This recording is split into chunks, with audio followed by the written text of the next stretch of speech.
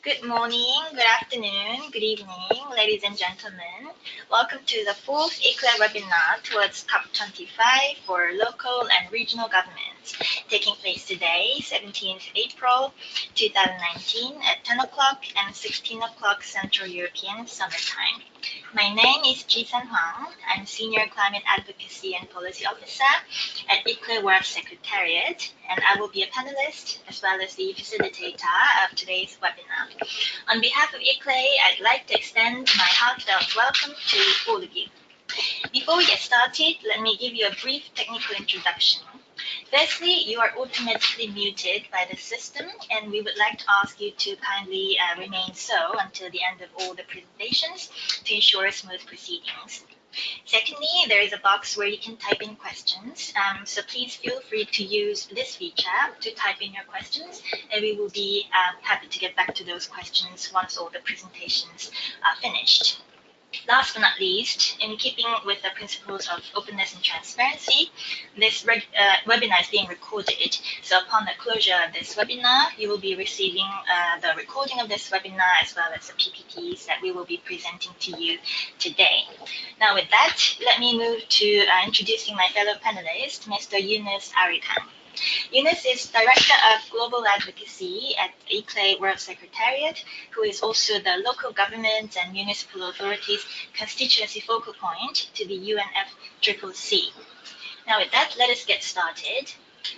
So this is the table of contents of today's webinar. So we are going to recap the global climate advocacy agenda presented by Yunus, and we will then move to the updates on the 2019 agenda, focusing on the UN Climate Action Summit as well as ICA 2019. And last but not least, we will move to the UNFCCC agenda, focusing on the Paris Committee on Capacity Building, SCF Forum, Standing Committee on Finance, as well as Marrakesh Partnership for Global Climate Action. And I'd like to mention at this point for the ICA 2019 presentation, we have the pleasure of having a special guest who will be presenting us from the floor interventions, Tobias Kettner from GIZ. So we look forward to having Tobias when we get to that slide as well. With that, I'd like to give the floor to Yunus. Yunus, over to you. Thank you, Jasun. Hi, all colleagues. Good evening, good morning, good afternoon to all. It's a great pleasure to join you at this webinar. For those who are familiar with our webinars, we usually try to focus on the things that has evolved since the last webinar, which is our webinars are monthly, but we also would like to provide some basic updates or some general remarks as well. For this purpose, we would like to start this webinar with an announcement of our COP24 report that was launched last week. This was a compilation of a snapshot of our global climate advocacy efforts. We have captured as much as possible our mobilization as constituency at the COP24, including interventions, side events, and engagement at various sessions. And we also listed our agenda for 2019, including its priority focus areas, but also events. This document is available online, and it also has two annexes, which is containing in Annex 1 an evolution, a snapshot of how has the advocacy efforts of local and regional governments evolved since 1995, just to recall our efforts. And the second annex is also the institutional framework of the UN Climate Change Convention, how we as ICLEI or other partners or as a constituency are involved in this process. So for those who are interested, you can also go through these documents as well. Next slide, please, Jason. What we are saying is the climate negotiations has a history of now 25 years, and there are certain procedures or processes that are occurring regularly, and there are several issues that comes up to the agenda based on the decisions or the priorities. Therefore, especially for this is the case for every COP. So every COP is unique because of the political priorities, the level of negotiations, and the capacities of the hosts as well. So therefore, in this slide, we wanted to combine what we are doing regularly and every year, and what we're doing or targeting particularly for this year. If we look at the on the left part of the slide, we wanted to highlight our engagement as local and regional governments or their networks into three main, let's say, work streams. First of all, we are there to showcase our achievements or our progress. Let's recall the implementation of climate decisions or any global decision is really taking place at the local and subnational level. Therefore, we have to take on actions and refresh our progress regardless of the process of the negotiations. And how to communicate this, especially since the last 10 years, we have been using various reporting platforms. ICLEI had launched the Carbon Climate Registry. CDP has launched also the registry.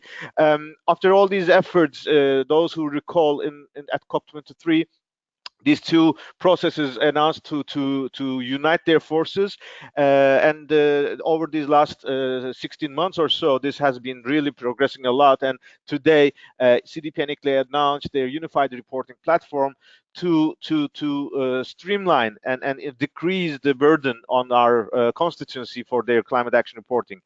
Other than the information uploaded on these kind of virtual platforms, that of course we also host events, side events or summits, especially when it's the year-round events, usually by the host city or region. And this is again in our hands, and that's all our capacities and all our tools. Other than that, we try to get engaged with the consultations, the discussions, deliberations of the negotiators. This is done through the UNFCCC workshops or specific events. Some of them are taking place for more than a decade. Some of them are coming up annually with specific targets. And of course, since 2016, Marrakesh Partnership is also creating a unique platform for exchanging of ideas and providing new initiatives and new announcements. And of course, the third element is our engagement in the decision-making process of the climate negotiations. Let's remember, at the end of the day, the climate negotiations are primarily a party-driven, which in practice means all decisions are signed by the national governments, either at the negotiator level or at the ministerial level or heads of state level. We are not there to sign, but of course we are there to brief the decision makers, and then the final decisions are serving for our purpose or helping our achievements. Therefore, we throughout the year, time to time, are invited to submit interventions, submit our positions, sometimes at the climate sessions, at the technical sessions, or at the COPs, we are able to deliver in-person statements. This is webcasted and it's directly communicated. This is the official channels. We also use the informal channels like Friends of Cities since 2013, which is those friendly countries who support multi-level collaboration and believing in the value of integrating urban action and climate action. Those countries are evolving and increasing in number, and we are communicating with them year-round and also at the COPs or at the technical meetings, so that they take up our inputs and they assess appropriately, and then they put this into negotiation text so that it is on the table. This is the most guaranteed process for securing our positions are heard or at least reflected into the decisions. So what this 2019 primarily, of course, there are so many agendas, but we want to focus, of course, on main themes. First of all, we have to now the legitimacy and the legal background to get engaged to the NDCs, either the existing ones or in the process of rewriting or redrafting the new ones. This is a result of the COP24 decision. There is a paragraph 37. It says that parties are invited to take benefit of the experience, inputs, and outputs and outcomes of the Talanoa dialogue. And if you remember, hundreds of local and regional governments have been immobilized. We had hosted 60 sessions, and this is now the experience there is there to now go into the NDCs, and that is the way we are excited. We hope the new NDCs will be reflecting to the multi-level spirit.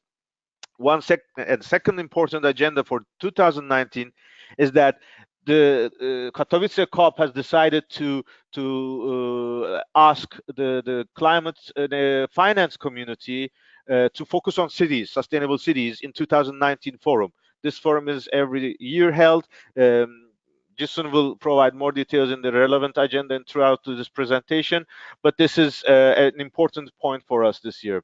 And thirdly, of course, we have to consider that there is an urgency for raising ambitions at all levels and by all stakeholders. And this year particularly is important because there will be a 2019 UN Climate Action Summit hosted by Secretary General, and we will of course contribute. We will go into some of the details, but independent from this process at the local level, through our mayor's office, the sustainability departments, climate departments, or city councils or state councils, we have to ask official decisions, official documents that enshrines the Paris Agreement and that increases the commitments to go climate neutral and reaching to 1.5-degree goal. So next slide, please, Jason. So our last webinar was in 20th of March. And in between, especially this has happened last week, until last week we were expecting the announcements from the Chilean government, who were assigned to host the COP25 in 2019, and finally they have hosted an important event. It was under the auspices of the president of the Chilean government and also the Minister of Environment, who is now the incoming president. This was an event which they launched the website of COP25, the official website. The important thing is that they also announced the venue for the COP, which is, we were aware it will be in Santiago, but now the physical space is also announced, which is the former International Airport of Santiago. This is of course welcomed by many stakeholders because there were rumors that there will be logistical challenges, but it seems the COP will follow the Katowice practice, all in one space, all in one conference. Of course, there will be certain restrictions or let's say prioritization of access, but I think we will all be again in the same umbrella tent. And of course, this clarity gives us much more flexibility to shape and plan, including our dialogue with City of Santiago or Metropolitan Government of Santiago. Next slide, Jason. So one of the unique announcements that came through that meeting in Chile was that they also announced their high-level champion, which follows the tradition of the previous COPs since Paris. And the unique thing is that now the new climate champion, Mr. Gonzalo Munoz, is for the first time a representative of a non-party stakeholder community. Previous high-level champions were always connected to the national government. They were ambassadors or ministers like Laurence Tibiana, Hakim El Haite, Ina Seriartu, and Thomas Khrushchev. And Gonzalo Munoz is coming to this, let's say, community with a unique asset that he's coming from a civil society perspective. He has been an activist. He has a broad and ambitious engagement in sustainable development goals. I think this would be providing a huge positive input and momentum to the whole preparations, which is reflecting the Paris Agreement that climate process is now an agenda for all stakeholders and all actors. And I think we look forward to meeting with Mr. Gonzalo Munoz. Jisun will touch upon the next steps of the Marrakesh partnership, but we're excited that he's announced and he has now this responsibility, and we look forward to working with him. Next slide, Jisun. So with this now clarity, it may be good to have the full picture, who is who and how is the process led now. As you all remember, especially with this introduction of the champions, now we have a number of mechanisms in place. So every year when at the end of the year, when COP is finished, the country who hosted, or the called as the president, they are responsible for the implementation of the decisions throughout the year. So Poland will continue to be announced as the president, so they will be helping to the secretariat and they will be supported with the bureau. The government, several of them who are elected for this position, to monitor the implementation of the decisions in Katowice, but also the previous decisions as well. And that one, that process will be led by President Michel Kurtika, State Secretary of Minister of Energy, as well as Thomas Khrushchev, the special envoy dealing with the climate action agenda. Now we are going to Chile. The incoming president will be led by the Minister of Environment, Carolina Schmidt, the Minister of Environment, and she will be supported by Gonzalo Munoz as the high-level champion.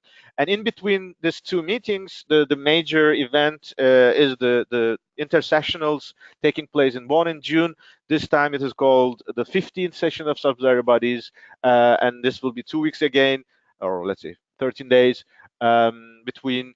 The dates was, I think, 15 to 27, but we can check back again. I don't have it by heart.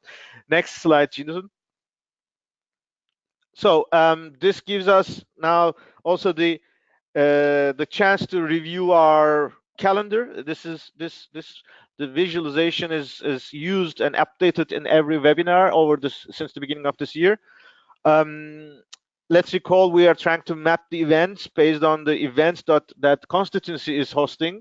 The UN Climate Convention is taking place, and other UN fora. But obviously the agendas are so huge. There are several events that are not listed here, but these are the main milestones that influence the negotiations.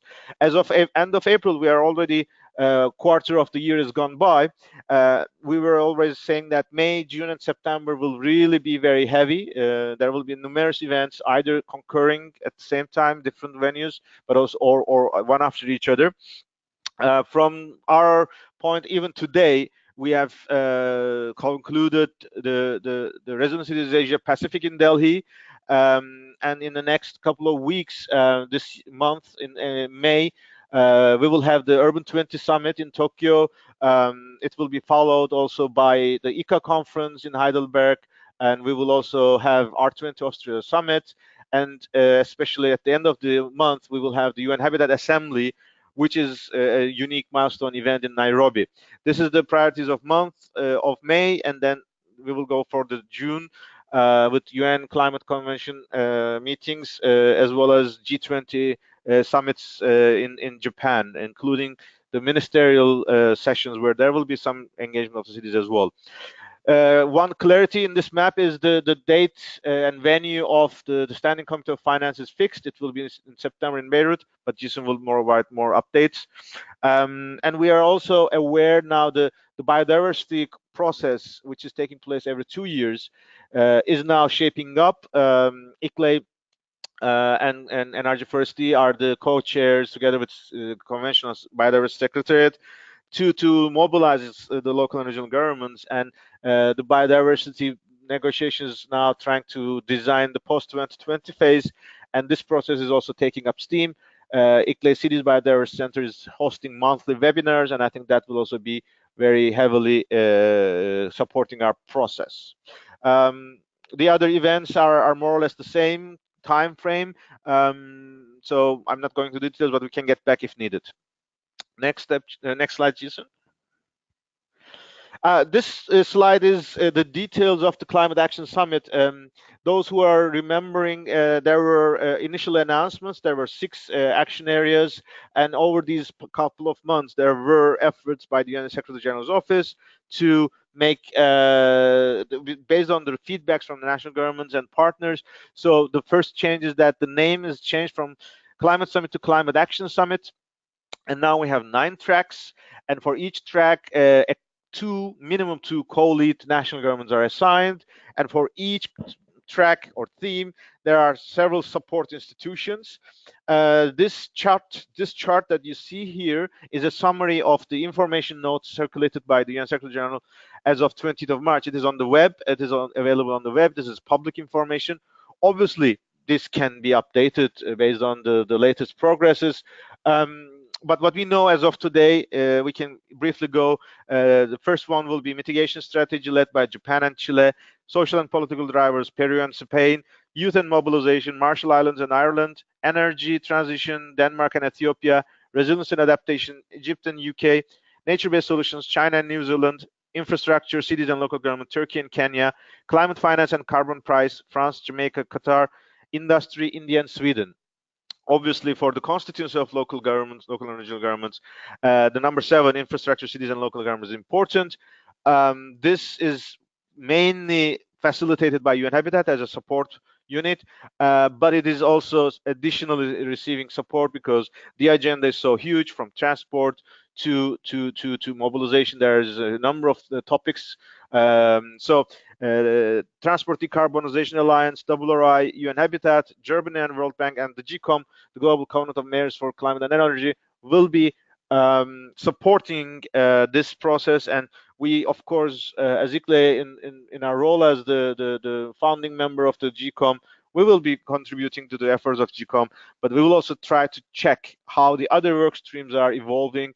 It's true, as of today, each work stream is led by those with their own styles or networks, so it's not easy to reach out all the information as of today.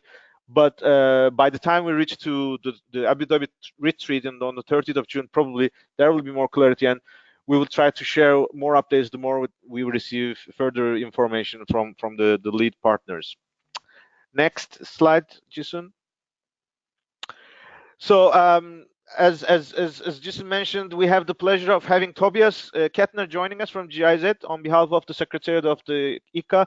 ICA is the International Climate Conference held in Heidelberg. The first one was in 2015.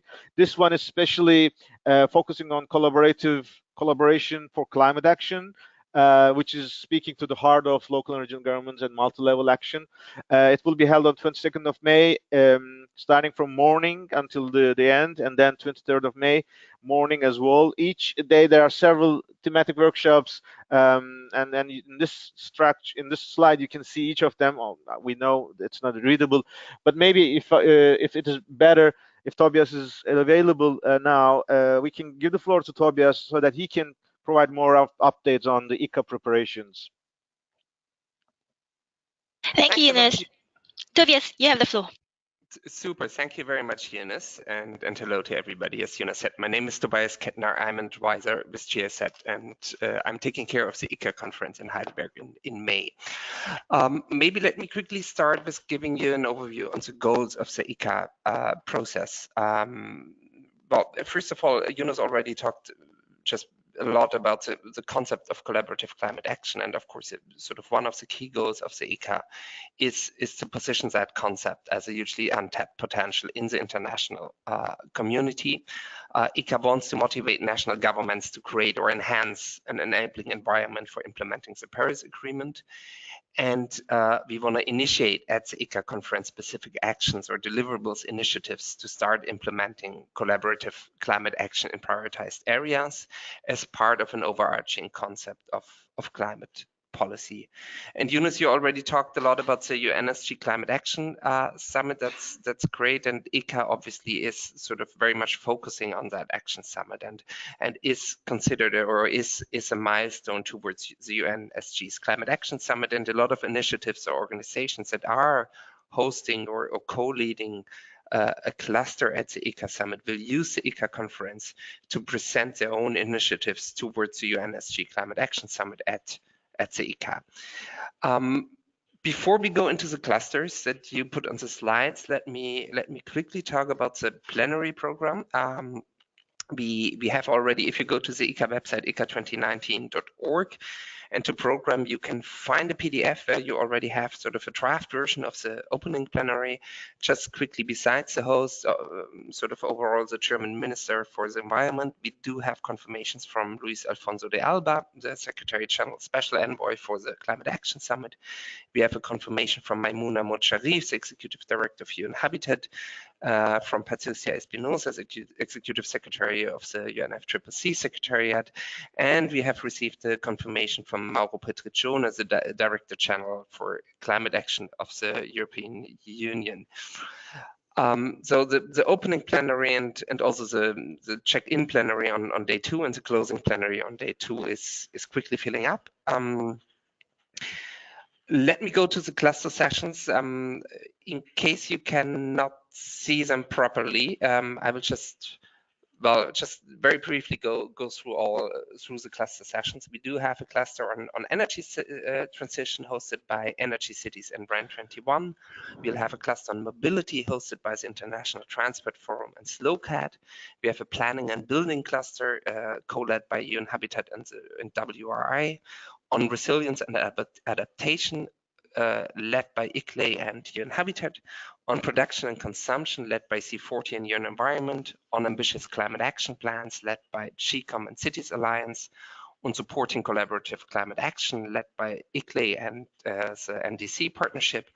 And we have sort of a special cluster on good practice for climate action in Baden-Württemberg, hosted by the county or the regional government of Baden-Württemberg, an area in southern Germany. On day 2, we have clusters on finance and governance, mainly a finance cluster on investment planning, co-led by the Inter-American Development Bank and GCOM, the Global Covenant of Mayors. On early project preparation, hosted by the CCFLA Working Group on Project Preparation and CPI, and on blended finance, co-led by the European Bank for Reconstruction and Development, EBRD, by the European Investment Bank, EIB, and HSBC Bank. Then we have governance clusters on national, sort of national governance, what the national level has to do in order to enable local and regional levels to implement climate action. This is co-led by OECD and CATS, the Coalition for Urban Transitions. Then we have a cluster on the regional perspective, co-led by the Under 2 Coalition, the Climate Group, and UCLG. And then we have a cluster on citizen participation, co-led by the Climate Alliance, Energy Cities, and Climate Chance. And we have a cluster on innovative solutions, co-led by Climate Kick and Impact Hub. There will be a mayor session as well, and there will be a roundtable on collaboration for climate action. That roundtable on collaboration for climate action sort of brings me to the next point, the outcomes of the ICA conference. First of all, there will be an outcome, what we call the Heidelberg outcome. That document is going to mirror a declaration that I'm going to talk about afterwards, after the Heidelberg outcome. All the ICA 2019 contributing organizations will have the possibility to influence that Heidelberg outcome. There will be a system of rapporteurs in all the cluster sessions, and they're going to report sort of what the clusters discuss and bring these reports to a drafting committee, which will include the comments and amendments into the Heidelberg outcome document. Now, besides the Heidelberg outcome, we are working in sort of a parallel process on a declaration that is a partnership declaration on collaborative climate action. This declaration will most likely be brought to the UN SG Climate Summit that we already talked about, but that process is still sort of a bit up in the air. So I don't have a confirmation on that yet. And that partnership declaration is currently being discussed also among sort of all the major city networks. We will have a next call with all the networks on the 25th of April to further discuss that declaration. So in case you're interested in sort of contributing to that discussion, please get in touch with the city networks. ICLEI, for example, will be in that call as well. And I hope, Yunus, you have already received an invitation. You should have, actually. Those are the two main outcomes sort of we're discussing. Let me just check. I think those were my key points, and I'm happy to open, well, to answer your questions probably at the end. Thanks a lot. Yunus, back to you. Thanks, Tobias. Yeah, and yes, I confirm that we received the invitation, and then we also would like to express our gratitude for the government of Germany for the inclusive practice they are following in the design of the summit. And I think we are always referring that this is for us continuity of the leadership. A multi-level perspective has been always in the core of the German efforts. We have seen this in COP23 in Bonn, and we have seen this in various events. And I think ICA is one of the latest examples, and it's particularly will be a key opportunity to demonstrate the multi-level implementation of Paris Agreement. And with that, maybe now it's time for Jason to take the floor and then take us through the rest of the PowerPoint, especially focusing on the latest negotiation updates. Thank you, Yunus. Based on what Yunus and Tobias just mentioned on the overall objectives of our engagement in the climate process this year, the outlook and key foci that we would be then pushing forward, we are going into details of our negotiation input provision process, and that includes the MPGCA, the Marrakesh Partnership for Global Climate Action, on the action side. So let us take a first look at the submissions call that was announced at COP24 under the capacity building agenda. That called for submissions for both parties and non-party stakeholders on their views on the effectiveness of the Paris Committee on Capacity Building and the extension of the mandate, and how we best go forward on this front. So ICLEI made its submission on the capacity building, Paris Committee on Capacity Building. You can click on the link to view the ICLEI submission.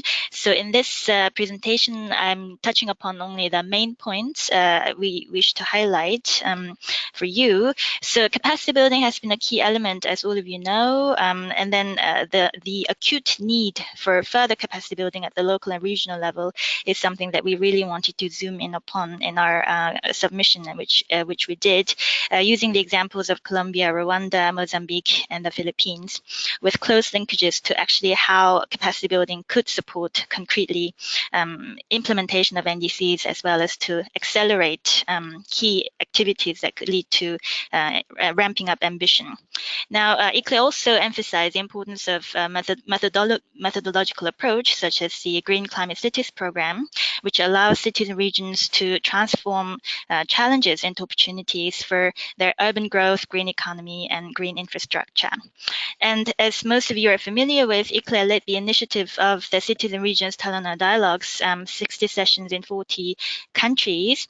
And then many of those sessions pointed out key insights on how to improve upon the capacity building aspect for supporting NDC implementation.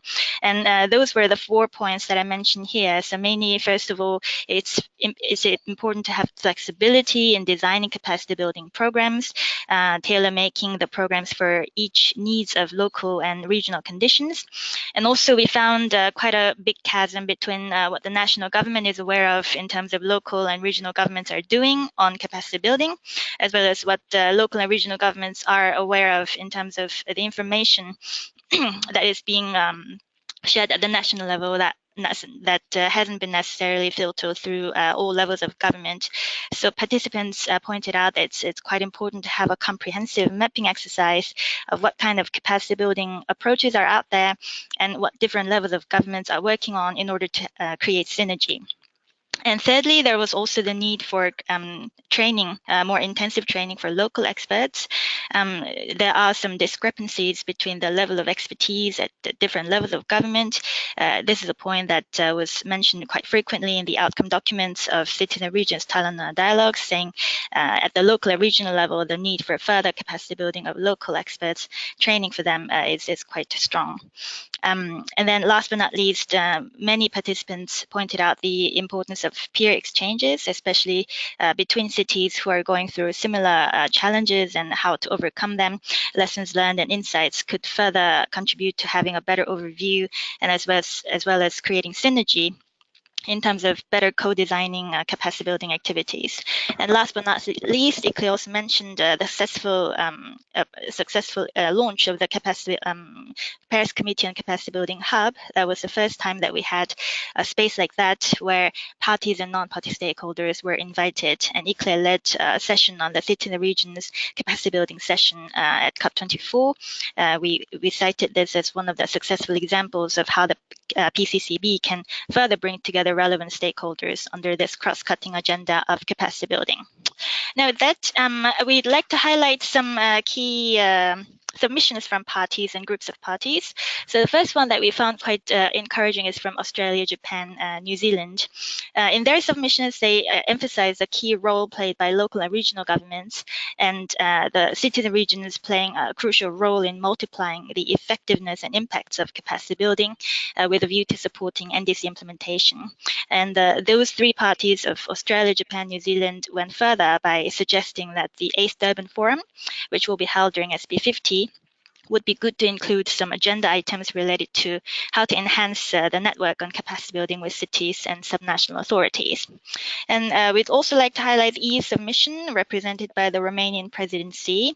So the EU submission highlighted some successful examples of how the PCCB has been making progress in enhancing stakeholder collaboration, and how the future work plans of the PCCB would need to further demonstrate effective approaches and how to scale them up by bringing together all relevant stakeholders.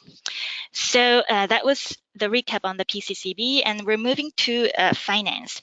So as many of you are familiar with, the 20th meeting of the Standing Committee on Finance, SCF20, took place on the 21st and 22nd March, and we have focused mainly on the this year's SCF Forum, which has a theme of sustainable cities. And I circle back to what Eunice mentioned earlier regarding the ICLEI's report on COP24 and beyond, which has one of the three key focus areas for this year would be on climate finance and how to localize climate finance to support further greening of infrastructure and investment flows going into cities and regions. So we have now the venue of the SCF Forum this year. It will be in Beirut, Lebanon, in the compound of the United Nations Economic and Social Commission for Western Asia. And then the date will be during the week of the 9th September 2019. And then at the SCF20 meeting, our constituency, Citizen Regions constituency, was represented by Ms. Esther Mugirosi, who was a climate finance focal point of the LGMA constituency. And then our input and all the necessary background information has been transmitted through her during the meeting, and we look forward to further consulting amongst relevant stakeholders so that we have a strong outcome through this SCF Forum. Now we're going to the Marrakesh Partnership for Global Climate Action. We finally have the date of the in-person MPGCA strategy meeting, which will be on the 13th and 14th of May in Bonn, Germany. It'll be a day and a half, approximately, a meeting starting from the midday Monday and ending on around evening Tuesday. And due to the space limitations, the invitations are not transferable unless there's been a prior consent, and the RSVP is by tomorrow.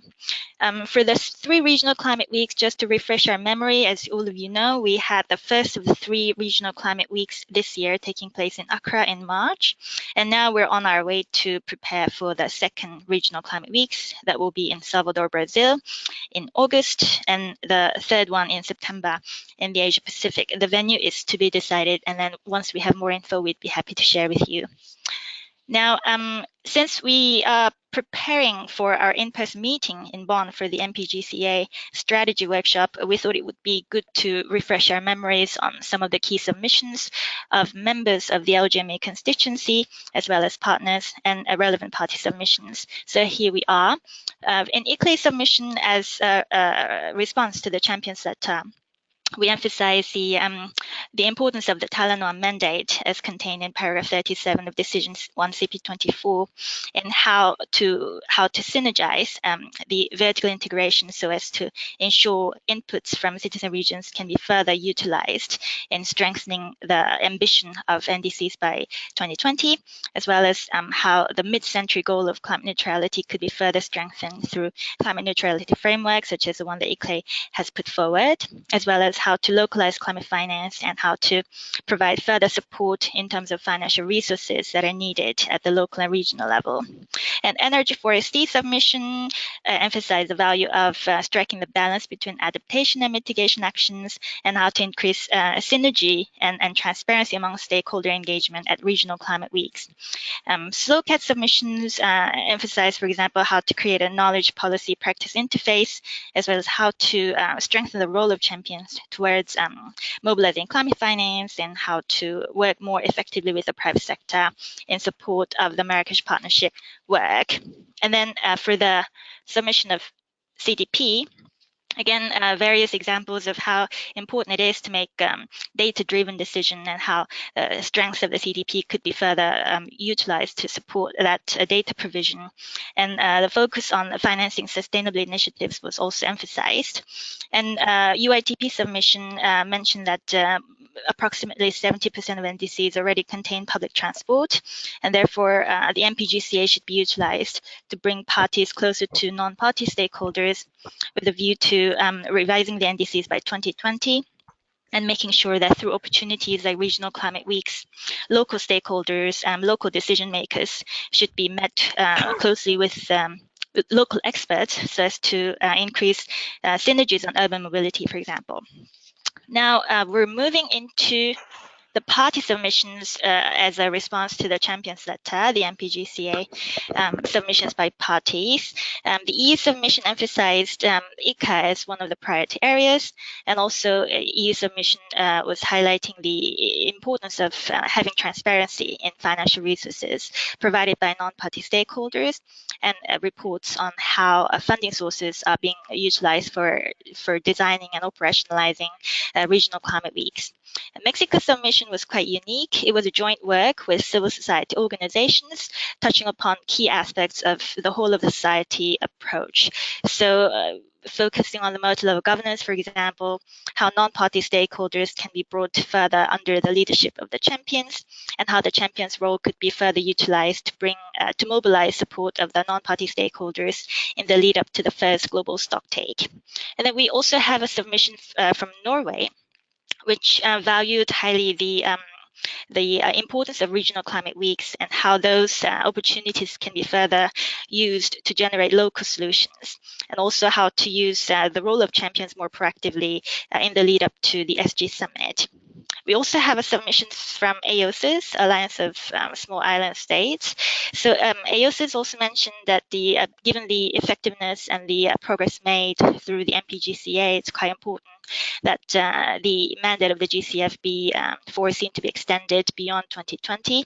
And also there were some concrete suggestions, such as given the evolution of how the e-book of the climate action has been progressing, it will be better to have the e-book and the summary for policymakers being a one product, for example, and also how the NASCA platform should be further retooled to include more qualitative information for such states or member states of AOSIS, for example, on information about how to overcome barriers in access to finance, technology, and capacity building support. Now, those are the recap from the submissions from parties and groups for the Champions Letters.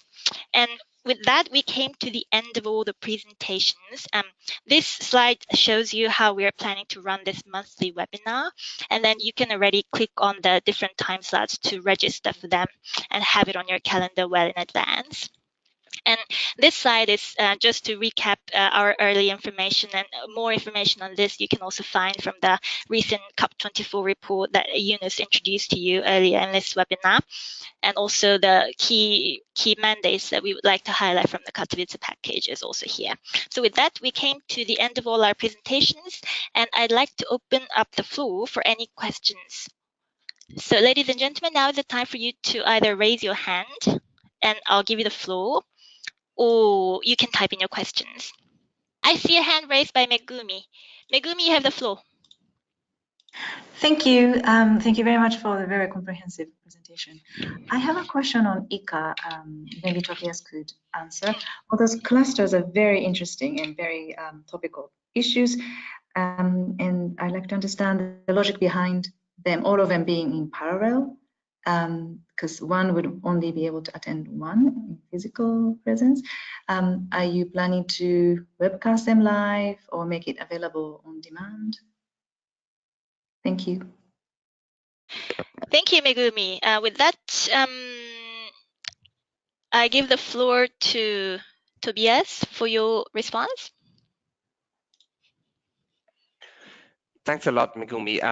Indeed, you're not the first one who is asking that question, and it's I have to say it's a very valuable question. The logic behind the setup of the clusters is that we thought on day one, sort of we want to have a look into the different sectors, while on day two we really talk about sort of actionable or actions. So basically, the goal of day two is that any politician who is attending the ICA sort of gets a clear idea what he or she has to do in order to implement measures that allow sort of a better climate action. So that's sort of the broad reasoning behind the setup of the clusters, which leads indeed to the problem that we have, for example, 3 finance or 4 governance clusters in parallel, and one can only attend one of them if you are at the ICA. For technical reasons, which is mainly linked to the structure of the venue, we are not able to broadcast them live, which is very unfortunate. There will be a proper documentation. I just mentioned we will have sort of rapporteurs, which are all senior GSAT staff in all of the cluster sessions. We will have a reporting mechanism also from the cluster leads. So there will be sort of a comprehensive follow-up and a comprehensive documentation, but there will be, unfortunately, no webcast of the different cluster leads. And indeed, there is the issue that we do have sort of that we have classes dealing with topics which are very closely sort of close to each other at the same time. There's well, the only way to deal with it is to check out the documentation after Zika. Yeah, that's pretty unfortunate, but that's we have to face that issue. Thank you. Thank you, Tobias. In the meantime, I got 2 questions from Lolita, which concerns the slide. Could I have a copy of the slide, especially on the UNSG summit and the country leads? Definitely, Lolita, you will be receiving the slides file upon the closure of this webinar for sure. And I got another question from Monica on the logistics of COP25. When do you expect more details for logistical infos for COP25? And I give the floor to Yunus. Well, you all know that the moment we have any update, we share it. At the moment, this is what we have, and probably during the Marrakesh partnership, we assume or expect the high-level champion to be present, and he can provide more updates. And traditionally, during the June climate conference, there is a booth of the host city and the presidency where they could provide more updates. Let's give the presidency teams a couple of more weeks ahead so that they can plan advance. As you all remember, it was a bit challenging. Normal. This is always a difficult task. It's an important or a difficult task, and the Chilean hosts have asked for some options of making it in January as well.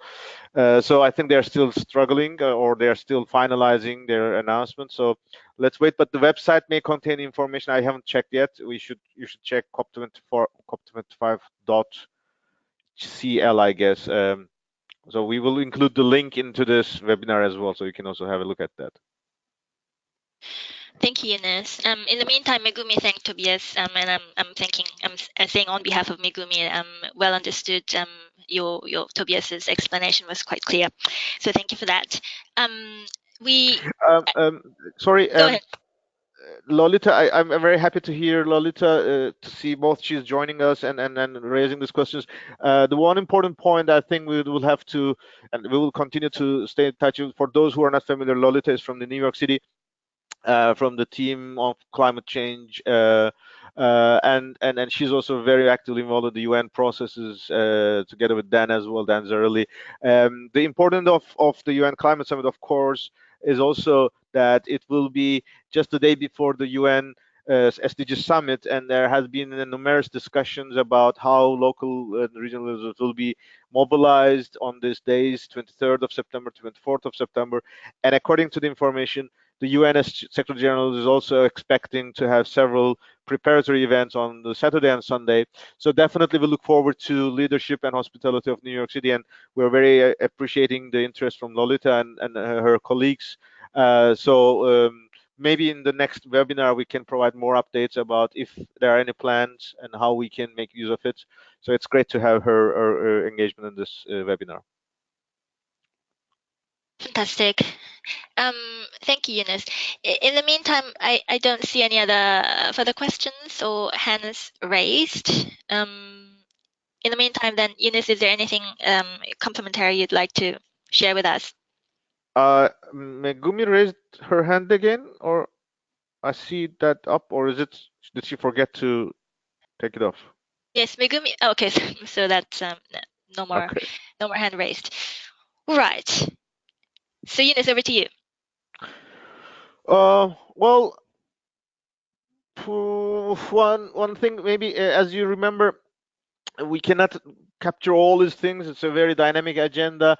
One of the things that was mentioned in our updates yesterday is that there are numerous efforts in addition to those that were mentioned here. For example, be prepared, an important announcement from the European cities led by ICLEI C40 Euro Cities, Energy Cities, CMR and Federene. They are drafting a call to the European Commission and the member states just ahead of the European Parliament elections and the long-term strategy discussions. I think it is important to make sure the ambitious commitments of the European cities are reflected into the political agenda of the European Union, which is definitely has an important milestone with the elections. The Parliament, who is elected on the 26th of May, will decide on the European Commission, many of its institutions, and many of its policies. So, securing ambitious members of Parliament on climate or active in the climate arena is a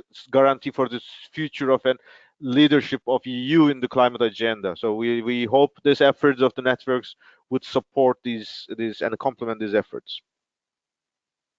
Thank you, Eunice. In the meantime, we have Agath commenting that we have currently over 50 signatories, which is great. Right. In the meantime, Monica also asked a question directed to you, Eunice, and I read, Turkey will play a relevant role on infrastructure and cities for the SG Summit. How do you see the current situation in this regard? Thanks, Monica, raising this issue. I want to respond as a no comment and try to be diplomatic. So I think it has to be, we have to wait and see.